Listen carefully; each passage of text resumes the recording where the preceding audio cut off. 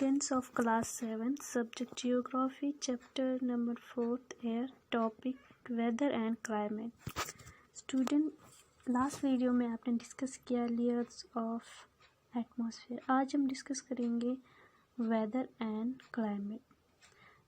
तो students, weather जिसे आप मौसम भी बोलते हैं, it is our day to day condition of the atmosphere. It reflects short-term conditions of the atmosphere. मौसम यानी वेदर आए दिन जो भी फ़िज़ा में एटमॉस्फेयर में जो तब्दीलियाँ आती है उससे वेदर या मौसम कहते हैं। वेदर को हम देख सकते हैं आए दिन टेम्परेचर यूज़ करके, humidity, rainfall, cloudiness, visibility and wind.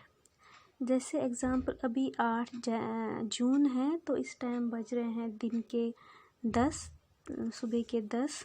तो इस टाइम कितना टेम्परेचर होगा? 20 डिग्री, 15 डिग्री। विंड कितने स्पीड से चल रही होगी? क्लाउडी होगा, मौसम क्लाउडी है। विजिबिलिटी, बारिश हो रही है या स्नोफॉल हो रही है इस time.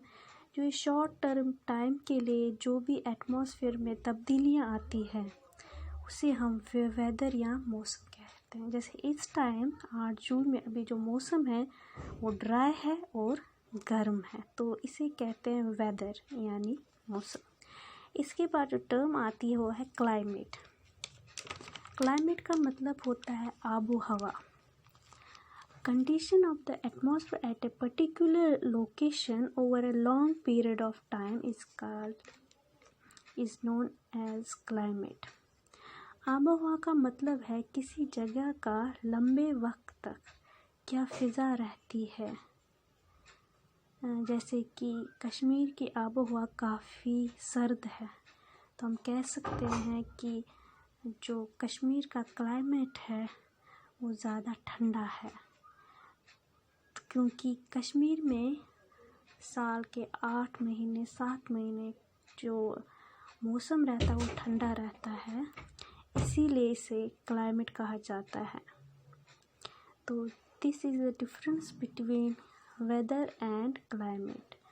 Weather short period of time के लिए जो एटमॉस्फेयर की कंडीशंस रहती है, एंड जो क्लाइमेट है वो लॉन्ग पीरियड ऑफ टाइम में देखा जाता है कि एटमॉस्फेयर की कंडीशन क्या रहती है।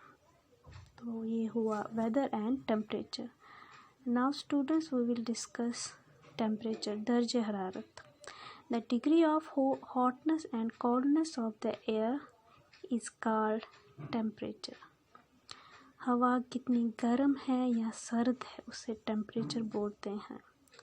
हर दिन आपके एटमॉस्फेयर यानी फ़िज़ा, हमें कभी एटमॉस्फेयर गर्म लगता है, कभी सर्द लगता है, तो उसी को हम टेम्परेचर बोलते हैं। और टेम्परेचर को हम नापते हैं, उसका मेजर किया जाता है, वो किया जाता है डिग्री सेल्सियस में। कॉमन में इसको हम डिग्री सेल्सियस में मेजर करते हैं। जैसे अभी दिन का अभी आज का टेम्परेचर है 20 डिग्री सेल्सियस, तो इसे टेम्परेचर।